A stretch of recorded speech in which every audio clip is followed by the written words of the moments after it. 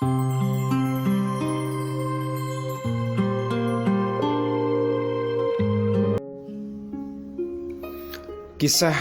di antara kebersamaannya Rasulullah Sallallahu Alaihi Wasallam dalam kehidupan rumah tangga beliau bersama para istri-istrinya.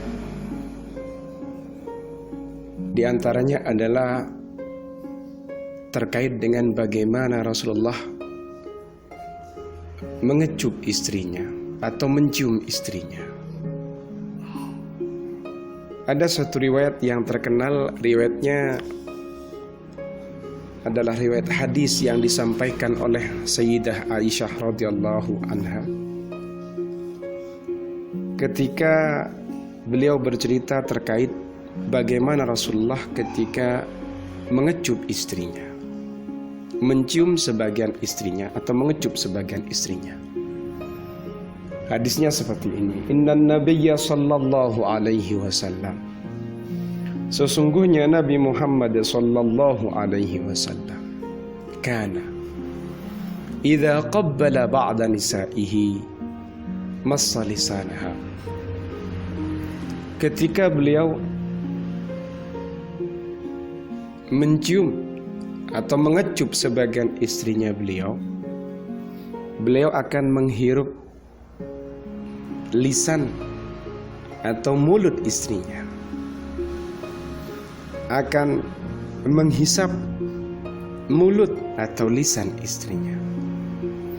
Jadi coba kita lihat, Rasulullah ini tidak punya rasa jijik dengan mulut sang istri. Beliau memaknai kecupan ini kepada istrinya dengan sikap yang luar biasa, yang romantis.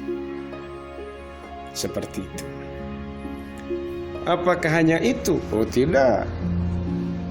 Rasulullah juga dalam riwayatnya Sayyidatuna Aisyah radhiyallahu anha, ada satu riwayat yang menceritakan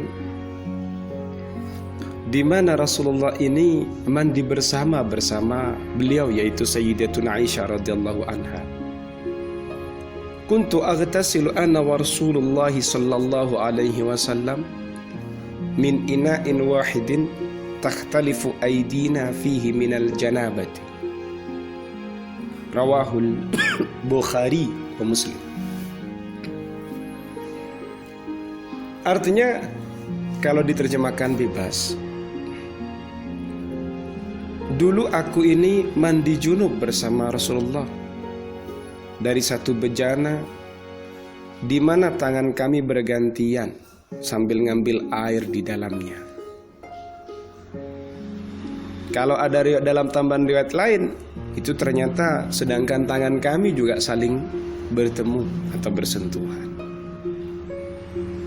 Kisah ini juga diceritakan oleh Sayyidatuna Aisyah. Kemudian dalam riwayat yang lain, Rasulullah itu juga tidur di pangkuan istri.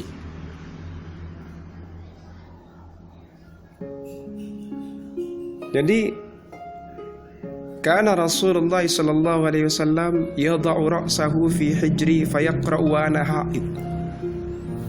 Dulu Rasulullah sallallahu alaihi wasallam meletakkan kepalanya di pangkuanku, kemudian membaca Al-Quran sedangkan aku dalam keadaan haid. Ini istrinya haid, beliau tetap romantis.